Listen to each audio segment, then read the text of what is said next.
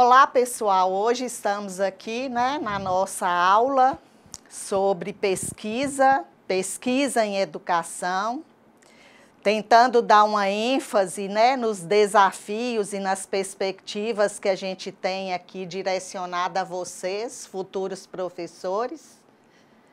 E nós abordaremos, nessa aula, uma reflexão do que é ciência, pesquisa e educação, a pesquisa sobre educação, sobre a formação docente e a pesquisa na formação docente.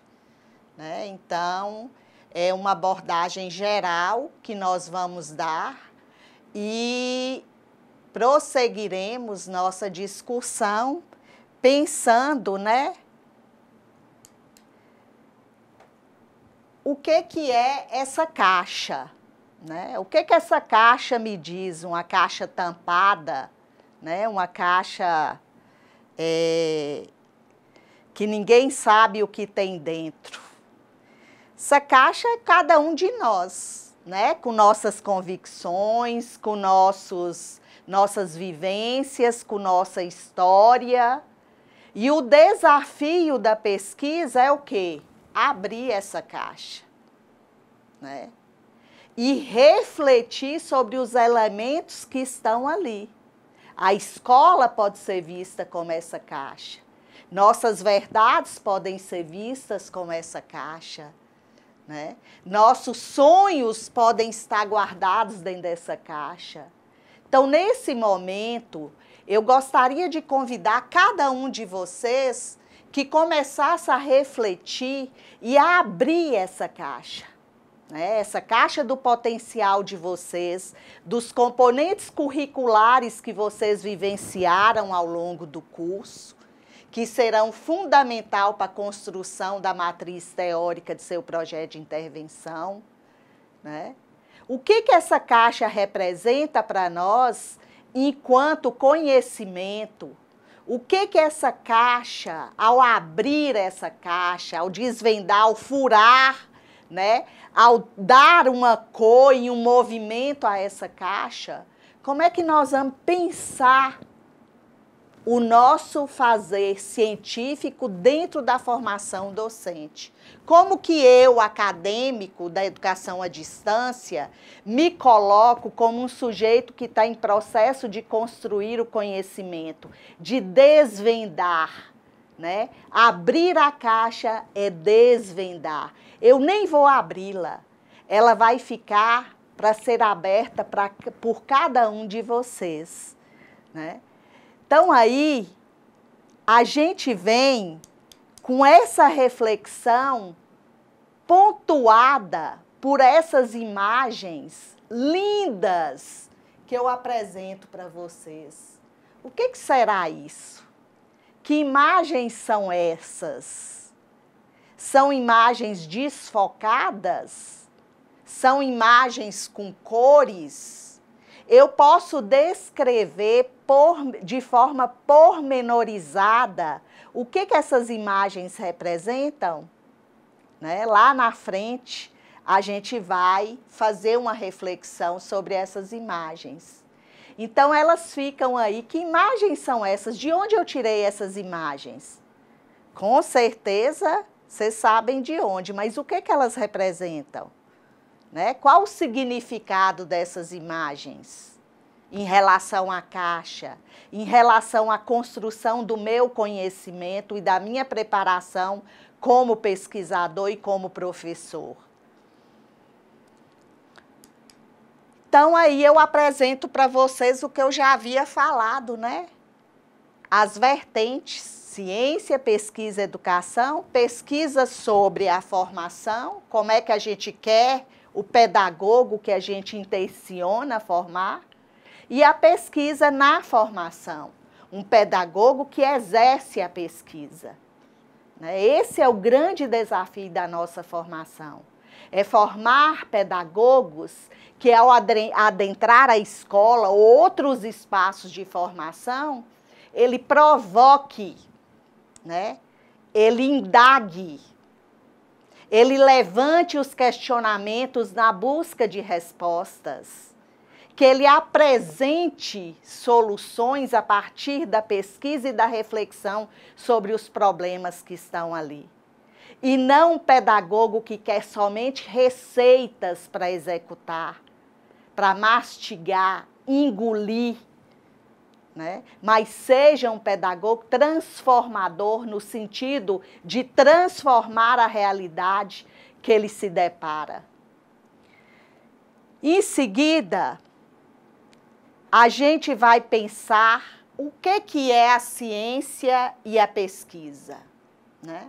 O que é ciência? O que é a ciência e pesquisa? Ela está articulada pelo conhecimento do senso comum e pelo conhecimento científico. O que é conhecimento? O que é conhecimento senso comum? O que é conhecimento científico? E o que tudo isso tem a ver com a pesquisa e com a ciência, né? Primeiro ponto que nós temos que estar refletindo, o que é conhecimento?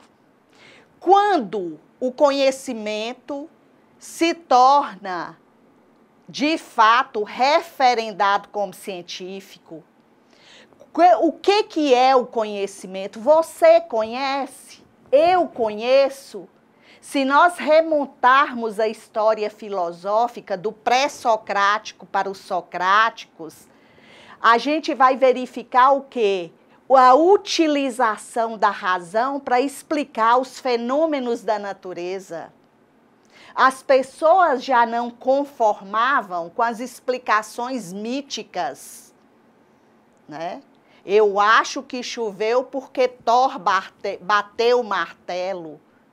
Não, começa-se a indagar as transformações naturais que ocorrem no cosmos, né? A relação que existe entre o mundo físico no processo de transformação.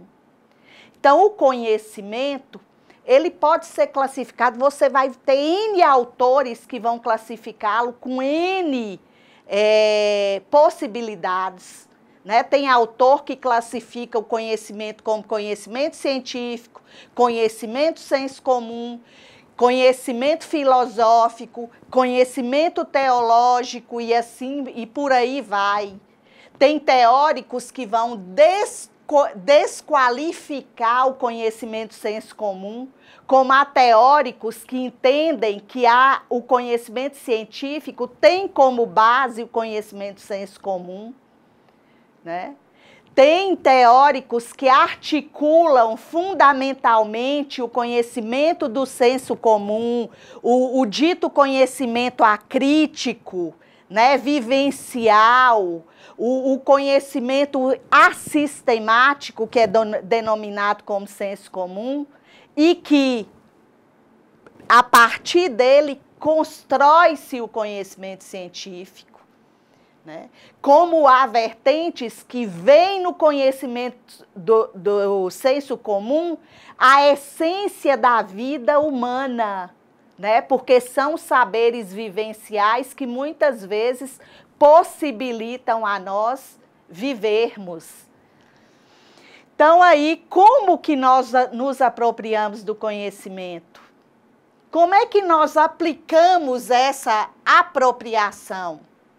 O conhecimento que você tem, ele é verdadeiro? Como é que você verifica a sua verdade? Em que você se baseia? Né? No que você leu rapidamente ali no fake news do WhatsApp? Então, nós estamos vivendo um contexto hoje de pandemia, por exemplo, que esse conhecimento ele vai ser fundamental para que nós possamos a viver coletivamente, para que nós possamos abraçar, nos relacionar. Né? Então, o conhecimento ele não é aquela caixa fechada. Pelo contrário, ele é uma caixa que está efervescente, aberta o tempo inteiro. Ele não tem limites, não tem nada que me cerca, né? Então, eu vou agora explicar para vocês, basicamente, de maneira simples e rápida. Se vocês quiserem apropriar de forma mais aprofundada, tem um texto, né, no segundo box da sala de vocês, que são as matrizes explicativas, né? O racionalismo e o empirismo. Professora, mas o que isso tem a ver? Tem tudo, né?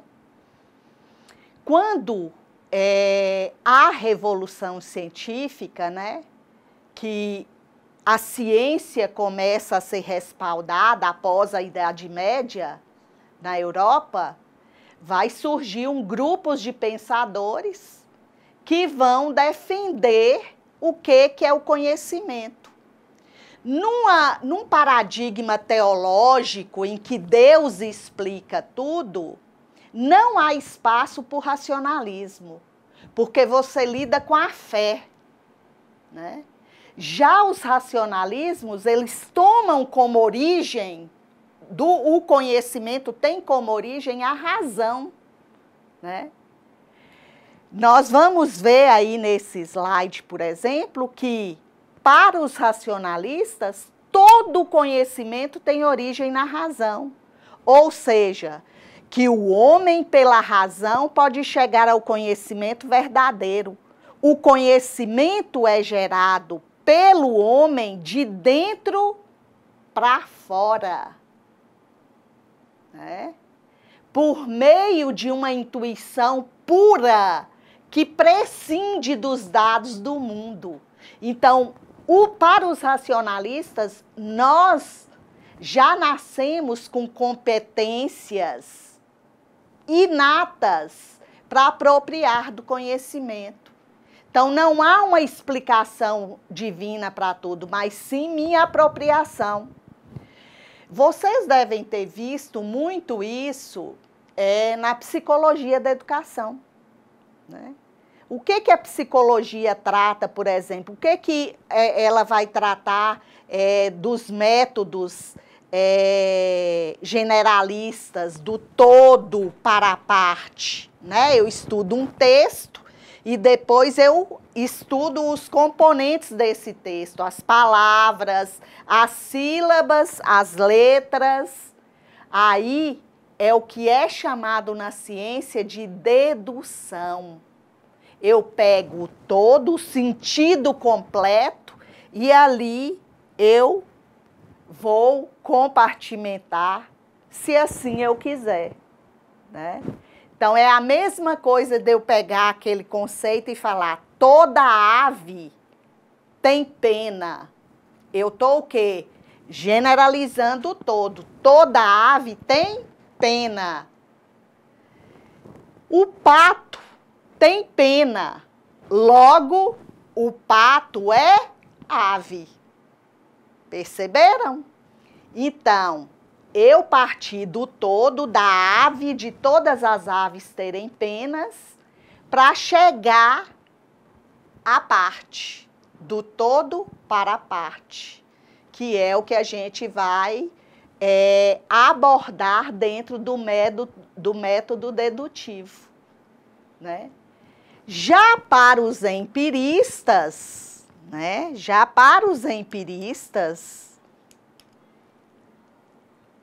Todo conhecimento humano enraiza-se nos fatos e acontecimentos do mundo.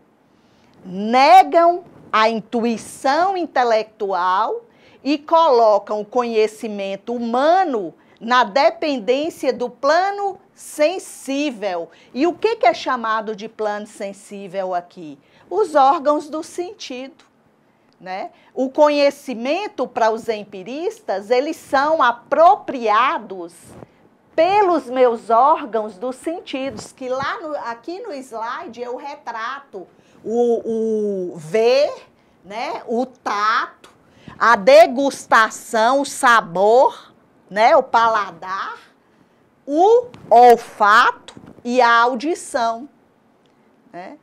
Se nós ficarmos centrados somente no empirismo, nós negamos aqueles que têm dificuldades com os seus sentidos, de que ele também possa apropriar do conhecimento.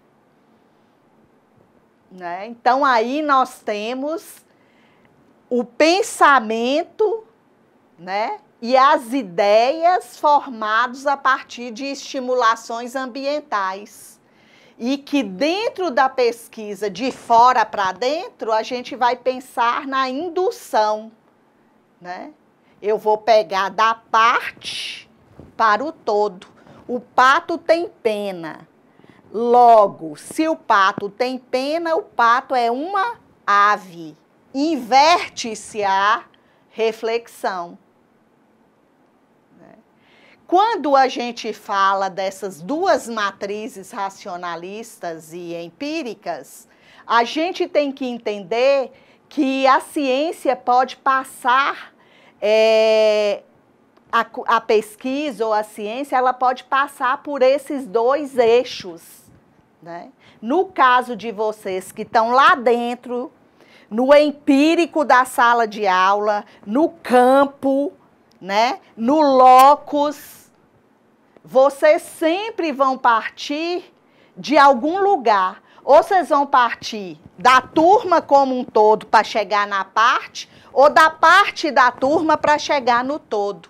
Aí é diante do plano de pesquisa seu, é que nós vamos perceber.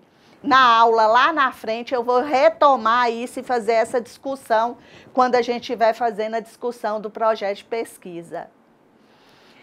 Diante dessas matrizes, né, que eu acredito que vocês dominem, se não dominam, tem que revisitar o material de psicologia da educação ou da própria metodologia ou iniciação científica lá que vocês tiveram, a gente vai chegar, né, a pensar o que é o conhecimento científico. Eu vou falar desses dois autores, né, que são dois autores que eles revolucionam a forma rígida e elitizada de ciência.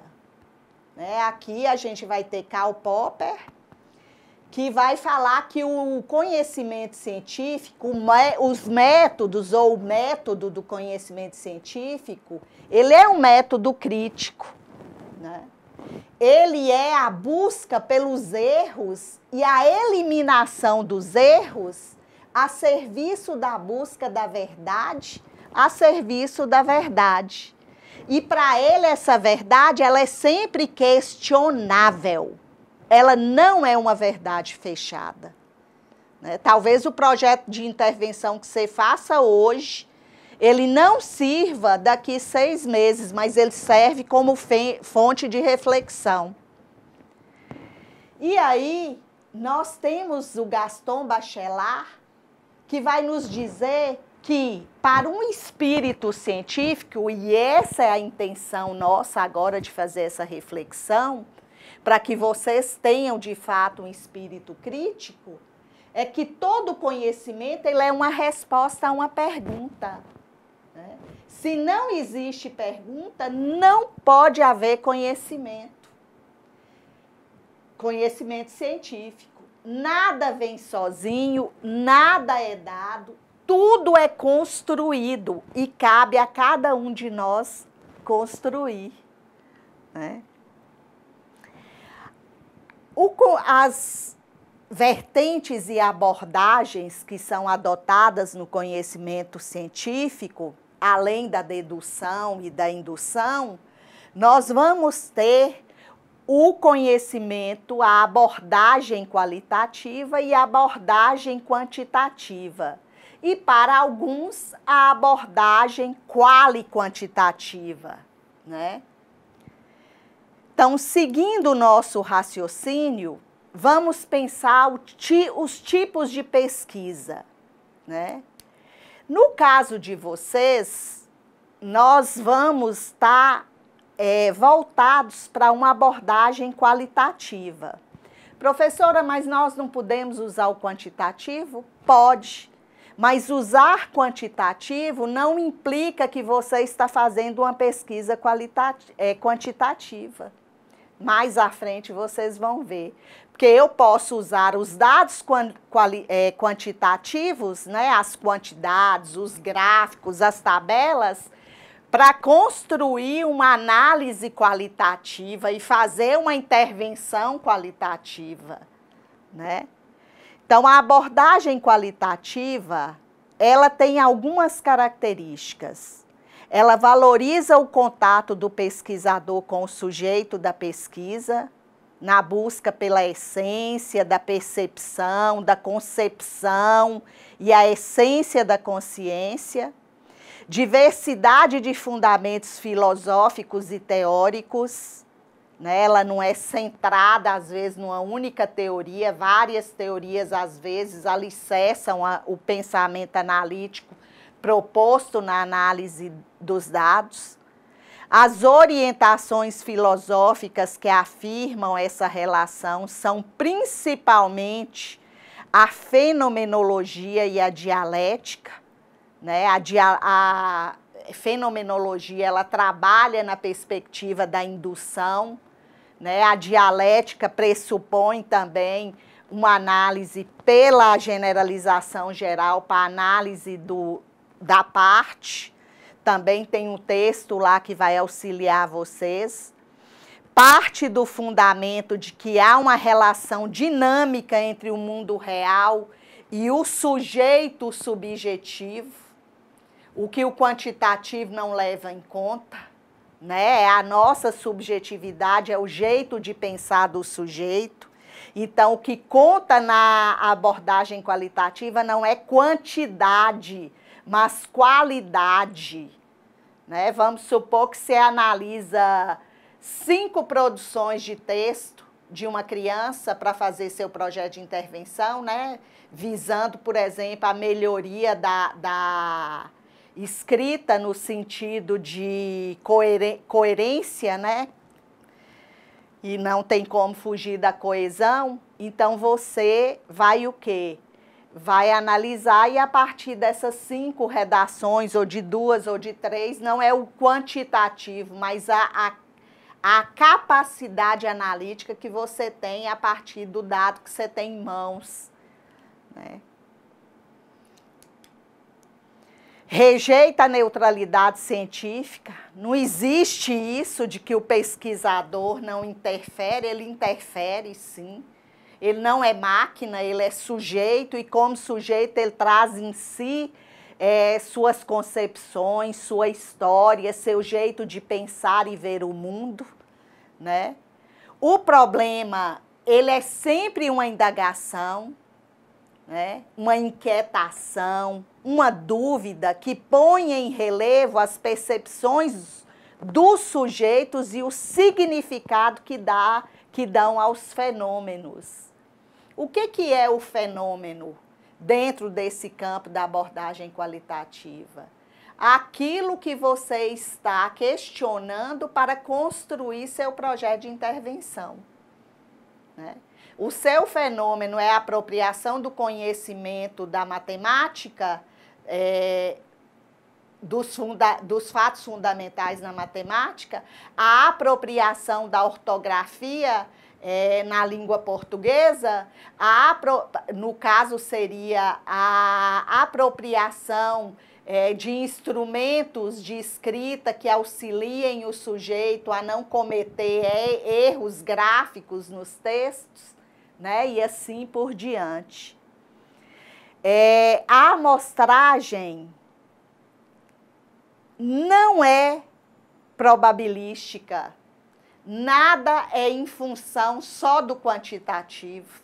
Eu posso até usar de dados quantitativos, mas não se restringe a isso, né?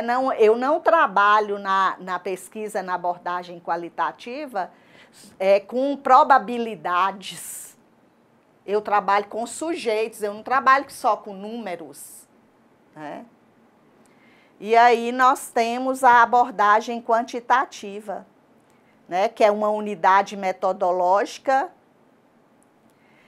que a generalização se efetiva por meio da amostra de probabilidades, objetividade por meio da observação dos fatos, dos dados factuais e a verificação estatística. A estatística é uma grande matriz analítica dentro da abordagem quantitativa. O conhecimento alcança a desejada objetividade científica, né? O que hoje tem sido muito questionado. A coleta de dados privilegia questionários com questões fechadas, né? E esses tipos de pesquisas, eles vão apresentar, como eu coloco nesse quadro aí, algumas dimensões que as diferenciam. Mas quando eu falo algumas dimensões que as diferenciam, eu não quero dizer que há purismo nisso, ou é puramente qualitativo, ou é puramente quantitativa, né? A finalidade lá na natureza, por exemplo, aí no quadro, finalidade ou objetivo. Lá na qualitativa a gente tem básica, né? Lá na quantitativa a gente tem aplicada. Aí vocês me perguntam, mas a nossa não é qualitativa e nós não vamos fazer um projeto de intervenção que tem aplicação? Tem, né? Tem. Então, na verdade, por ser qualitativa, não implica que ela não tenha um viés aplicativo.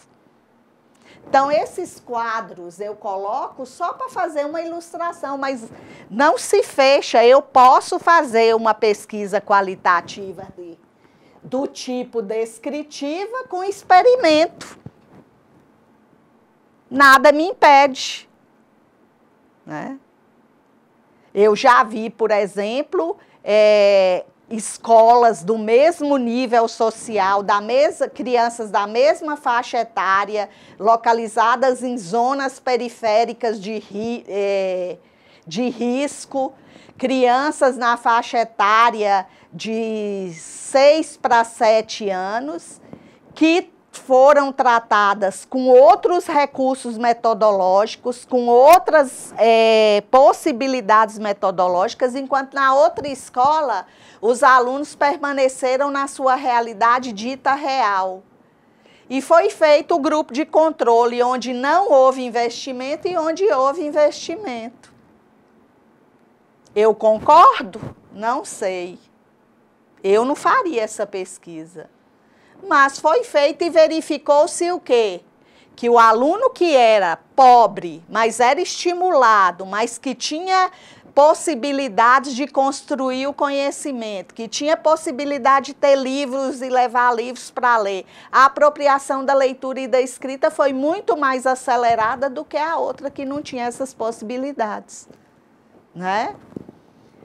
Então, estratégia da origem dos dados, campo e documental. Eu posso usar de documentos para fazer uma análise, para me fundamentar, para eu ir para a pesquisa de campo. Perceberam? Como que não é rígido? A estratégia local de realização é no campo empírico, lá na realidade, no locus, e a quantitativa no laboratório. Será que a quantitativa só, de fato, é desenvolvida dentro de um laboratório? Pode ser, na maioria das vezes, mas nem sempre, né? E aí a temporalidade, uma é mais longa, a outra é transversal, né? Longitudinal, sequencial e transversal. Vai e volta, comprova os dados, testa, faz testagens. E o delineamento de cada um, levantamento e correlação dos dados, e lá experimento e quase experimento, né? Então, coloca a quantitativa sempre como um viés experimental. Mais à frente, a gente vai ver a natureza. E cabe a mesma reflexão que eu fiz anteriormente. A presunção básica da pesquisa qualitativa é a realidade, que é constituída de fenômenos socialmente construídos, que é a realidade que vocês vão ter, que é o 7º período lá de pedagogia, em que vocês vão desenvolver a aplicabilidade desse produto, desse projeto de intervenção. E na pesquisa quantitativa, a realidade é constituída de fatos objetivamente mensuráveis, né? Medidos. O objetivo é compreender melhor os fenômenos. Na pesquisa quantitativa é determinar a causa dos fatos, né? E a abordagem é observacional e na pesquisa quantitativa experimental. A pesquisa, o papel do pesquisador é um participante não neutro no fenômeno, tanto é que vocês vão fazer para a sala de aula que vocês vão estar efetivando o estágio. E na pesquisa quantitativa, geralmente, veja bem, pode ser imparcial e neutro, né? Hoje já tem se revisto muito essa perspectiva. Então, agora nós chegamos a um estágio básico. Pesquisa em educação. Aí, primeiro eu tenho que perguntar, o que é educação? Né? O que é educação? O que é esse amplo acervo de conhecimentos que se traduzem no termo educação? O que é?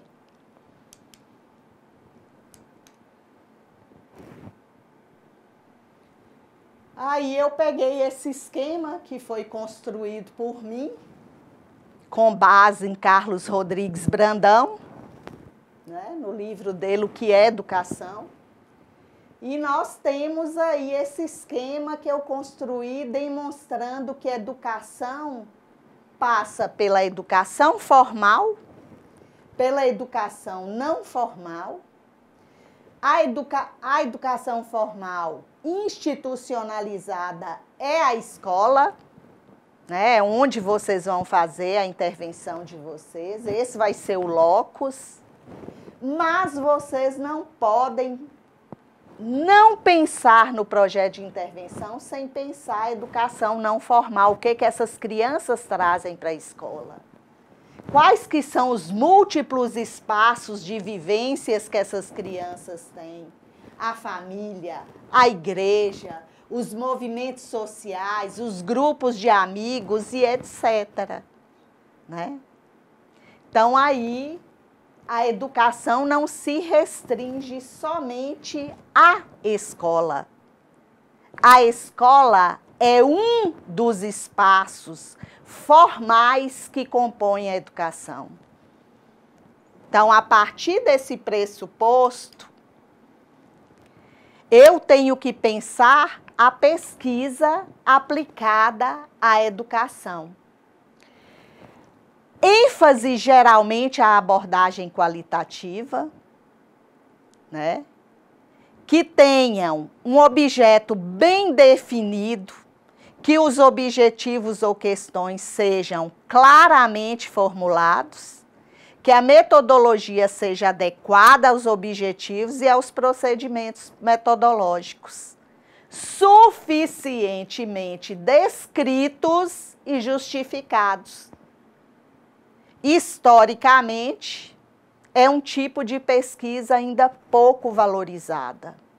Mas por que a pesquisa em educação ainda é pouco valorizada? Nós já avançamos muito, mas se nós formos verificar ao longo da história o que foi destinado de recurso para a pesquisa em educação em relação às ciências naturais ou exatas, nós vamos ver que nós temos um recurso ínfimo. A grande maioria das pesquisas em educação, muitas vezes, é feita pela boa vontade dos pesquisadores, né? Os recursos são muito reduzidos. a possibilidade de publicação ainda é reduzida. Então, nós temos uma pesquisa em educação muito nova ainda. E com esse contexto atual, nós ainda tivemos mais prejuízos ainda pelo ataque que houve à pesquisa, né? A produção de conhecimento no Brasil foi muito desmontada nos últimos 2 anos.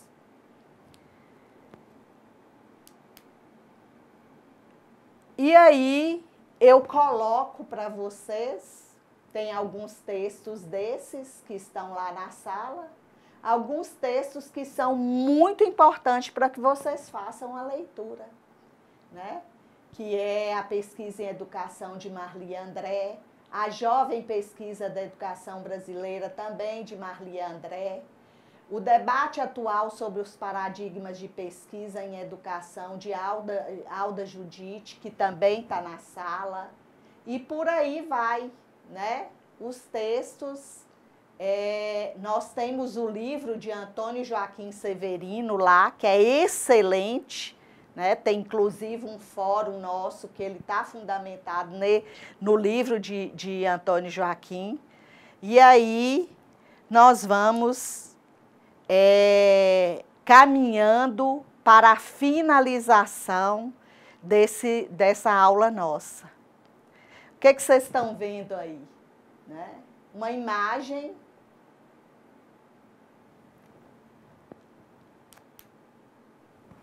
que é um caleidoscópio, né? Então, as imagens do caleidoscópio criam uma mistura infinita de imagens com formatos e cores diferentes e que ninguém nunca consegue descrever detalhadamente o que é cada uma, né? Então, essas imagens são as imagens de um caleidoscópio e a pesquisa, ela é um caleidoscópio. A nós cabe dar o formato, a cor e o jeito, né? Para vocês, um bom trabalho, agradeço a atenção e até nosso próximo encontro. Tchau!